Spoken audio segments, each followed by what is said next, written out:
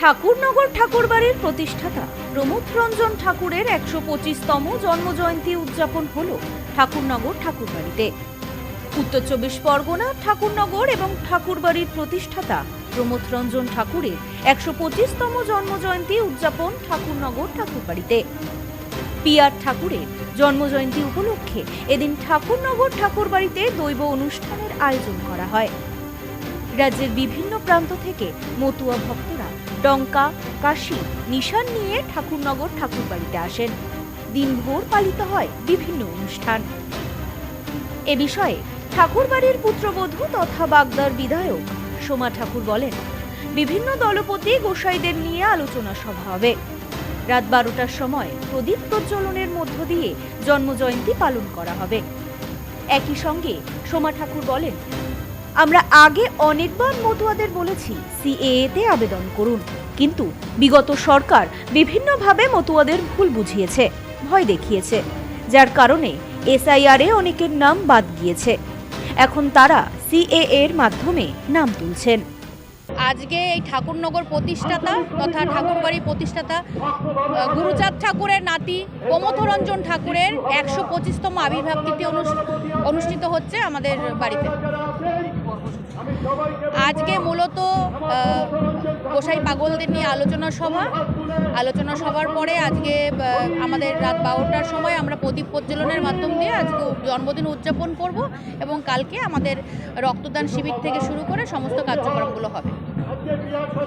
দেখুন, আমরা আগেও বলেছি যে সবাই সিএ অ্যাপ্লিকেশন করুন। সিএ অ্যাপ্লিকেশনের মাধ্যম দিয়ে যে এসআইআর এর ফলে যে ভোটগুলো কাটা গেছিলো পুনরায় আবার আপনাদের ভোটার লিস্টে নথিভুক্ত হবে। তো স্বাভাবিকভাবে অনেকে আগের সরকারের কিছু ভুল ভ্রান্তির কারণে অনেকে করেনি, যার ফলে পরবর্তী তারা বুঝতে পেরেছে। আর এখন বর্তমানে যাদের নাম কাটা গেছে তারা সিএ অ্যাপ্লিকেশন করছে এবং তারপর তাদের নাম উঠে যাচ্ছে। এটা অত্যন্ত আনন্দের বিষয়, যার জন্য প্রচুর মানুষ আজকে ঠাকুরবাড়ির অফিসে এসে তাদের যে অ্যাপ্লিকেশনের আগে যে ধর্মীয় সার্টিফিকেট সেগুলো কালেক্ট করছে। বিজেপি সরকারের প্রথম বাজেটে ঠাকুরনগর ঠাকুরবাড়িকে হেরিটেজ কমিশনের আওতায় এনে উন্নয়নের প্রস্তাব দেওয়া হয়েছে। এ প্রসঙ্গে সোমা বলেন, আমার বিধায়িকা হওয়ার পরে প্রথম বাজেট, সেখানে থাকতে পেরে খুবই আনন্দিত। ঠাকুরবাড়িকে সাজানোর খবর পেয়ে মতুয়া সমাজ খুবই আনন্দিত। বাজেটে বাগদায় নতুন রেলপথ এবং বাগদা ফায়ার ব্রিগেডের তৈরির কোনো প্রসঙ্গ উল্লেখ না থাকা নিয়ে সোমা ঠাকুর বলেন, এটা কেন্দ্রের বিষয়, আমরা আগে জানিয়েছিলাম, আবারও জানাবো। তাড়াতাড়ি বাগদায় রেলপথ এবং ফায়ার ব্রিগেড হবে। সত্যি আমি এই কালকে বাজেটে আমি বিধানসভায় থাকতে পেরে খুবই আনন্দিত হয়েছি। একদম প্রথমবার বাজেট আমার বিধায়িকা হওয়ার পরে, এবং যখন আমরা বাজেটে আমাদের অর্থমন্ত্রীর মুখ থেকে যখন শুনলাম ঠাকুর বাড়িকে সুন্দরভাবে সাজাবে, সত্যি মতুয়া সমাজ এইটা খবরটা পেয়ে খুবই আনন্দিত। তারা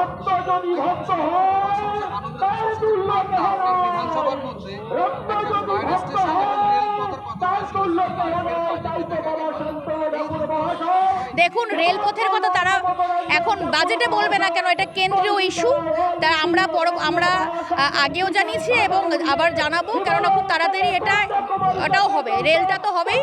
এবং ফায়ার স্টেশনের কথা যেটা আমরা দিয়েছিলাম সেটা হচ্ছে যে ওনাদের কথা হলো যে এখন আমাদের সেই জায়গাটা শনাক্ত করা হয়নি যে এক্স্যাক্ট কোন জায়গাটা আমরা করব, তারপরে আমরা আবার পুনরায় ওটাকে আমরা করে নিতে পারবো।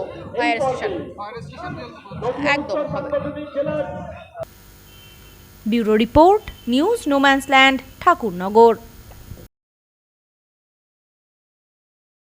সদ্য লন্ডন থেকে চোখের অপারেশনের বিশেষ প্রশিক্ষণ নিয়ে ফিরেছেন ডাক্তার মোনাজির হোসেন। বনগাঁতে এই সর্বপ্রথম কোল্ড ফেকো, টোরিক, মাল্টিফোকাল ছানি অপারেশনের জন্য আসুন বনগা আই কেয়ারে। Bongaon eye care, court road, Bongaon. Phone 7044653887।